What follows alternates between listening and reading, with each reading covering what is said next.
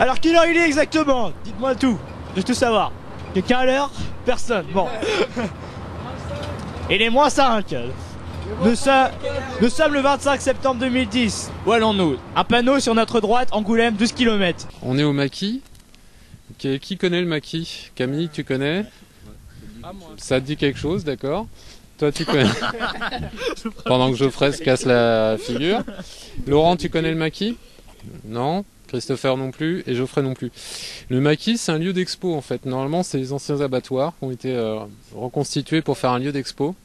On va donc voir une exposition qui est là pour sensibiliser un peu les gens sur une thématique bien précise. C'est une expo qui a été montée par Lucas avec d'autres personnes, dont Gaëtan. Vous allez vite voir la thématique. Les accidents de la route. Oui. Voilà. Il y a des moments chocs, il y a des moments drôles. Donc vivez-le au mieux, profitez-en un max, vous allez voir, ça vaut le coup. Vous connaissez tous la différence entre violence routière et prévention routière? Non, là, c'est dit sécurité routière et prévention routière. La sécurité routière, c'est l'embranchement étatique, et la prévention routière, c'est une association. C'est passionnant. Bonne expo. Merci Lucas. Merci.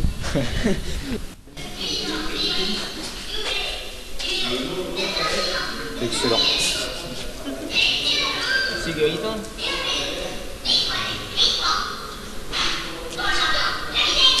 Donc une télé à l'intérieur d'un coffre de voiture avec personnage joué par Gaëtan, son époque aux cheveux longs, à la voix saturée et modifiée.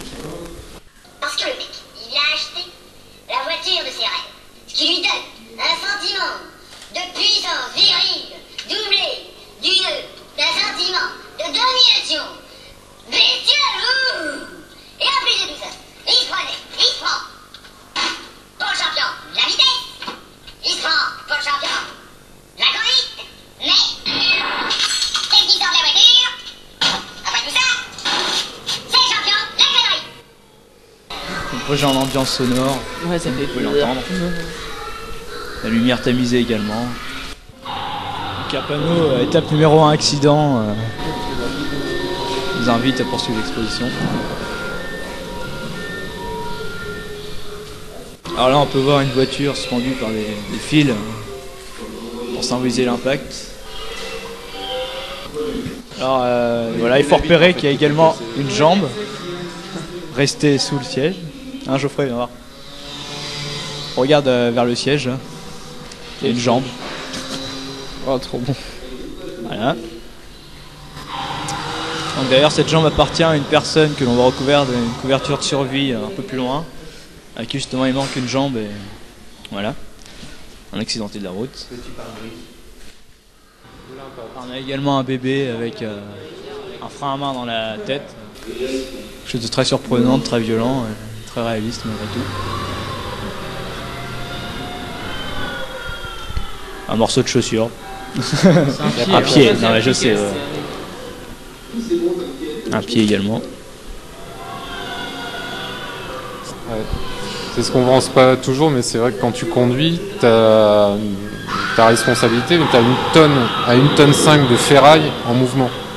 Et c'est ce qu'on oublie généralement. Parce qu'une tonne 5 de ferraille en déplacement, ça peut, quand ça se disloque comme ça, c'est assez impressionnant.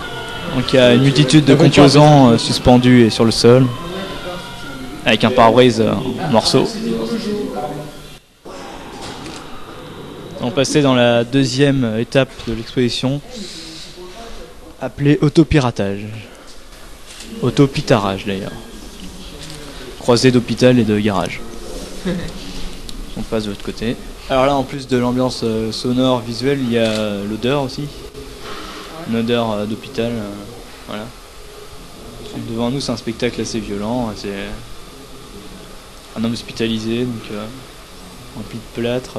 On dirait qu'il a été avec un détail d'une main, au niveau du pectoral. main écrasée. Avec des outils d'opération dedans. Très moderne. Un hôpital d'ailleurs croisé entre le garage, comme je disais tout à l'heure. Alors il y a un deuxième cadavre auquel il manque 2 jambes. Médicaments dans la main. Une télévision qui diffuse des courses de voitures, ouais. Formule 1. Une odeur de produits chimiques. Un deux roues, hein, c'est le casque. Un casque dont l'extrémité en haut est parsemée de fils électriques.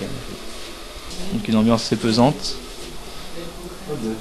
Alors ici nous avons deux personnes, un enfant et un adulte, enveloppés dans des draps blancs, donc supposons qu'ils sont morts. Ah, c'est même sûr. Une sorte de cercueil version garage. On voit rien, mais on suppose tout. Et là, une autre personne victime de l'accident de la route, en fauteuil roulant, ayant du circuit électrique à la place des jambes et voilà des parties d'hôpital. Avec les bougies qui préchauffent. Voilà, d'hôpital et de garage à la place des mains. Le visage, on le voit pas d'ailleurs, caché sous la matière plastique et un masque respiratoire. Voilà. Donc il est rattaché à une batterie électrique apparemment. Sa tête, il n'y a pas de tête. Enfin, le sommet de son crâne, on le voit pas.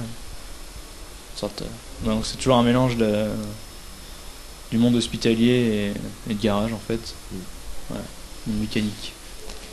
Donc les décors aussi partout, sont masques à gaz, en vrac, des télés, un peu de tout. Un mélange. Donc toujours une ambiance pesante du visuel, du sonore et de l'odorat maintenant. Donc là on va quitter cette étape. On va passer à la troisième étape qui s'appelle le code de la déroute. Alors c'est une sorte de salle de cinéma improvisée, salle de vision. Ouais, on s'installe. On prend une feuille. On va s'installer. Faire le code, alors dispositif avec des feuilles et un crayon. Comme le code de la route en fait. Globalement, ça vous a fait marrer. Oui. Enfin, pas le deuxième. Enfin, le deuxième c'est un peu L'hôpital. Ouais. En fait, dans l'idée qu'on avait voulu faire avec Gaëtan, dans l'idée de progression, c'était je sais pas. C'était vraiment de partir de la première étape, c'était l'accident. Bon, je te fais pas après l'historique, tout le monde était touché de loin, de près par la violence routière, on a tous perdu un proche ou pas, ou de la famille, ou gna gna gna, ou même dans les endroits, les routes qu'on fréquente, il y a des petits pots de fleurs sur le côté, c'est toujours super joyeux. Et donc dans l'idée, c'était pour faire une énième exposition comme tous les ans. On était parti sur la violence routière parce que voilà, c'était aussi un sujet vachement consensuel et on s'est dit là, c'est obligé que les gens y rentrent. Donc c'était vraiment l'idée en première idée, la première étape, c'était le principe d'un instantané photographique. Voilà, où tu pouvais te balader, que tu avais le principe de l'éclatement avec. Et là, je pense que si c'était à refaire maintenant, on leur fera pour de vrai, on garderait qu'une voiture centrale et la petite voiture blanche, là, celle qui est en entière éclatée, on voit pas la suite. On mettrait plutôt une moto et un motard en train de faire Superman. Par-dessus le capot, voilà. Comme ça permet de toucher les automobilistes et les roues, ouais, voilà. Et puis après, voilà, donc on montait dans la gradation, on arrivait à la deuxième étape. La deuxième étape, c'était vraiment l'hôpital-garage. L'hôpital-garage, là, c'était vraiment l'éther, enfin, vraiment l'excès, quoi, l'excès de visuel, que ça dégueule, c'était un petit peu étouffant.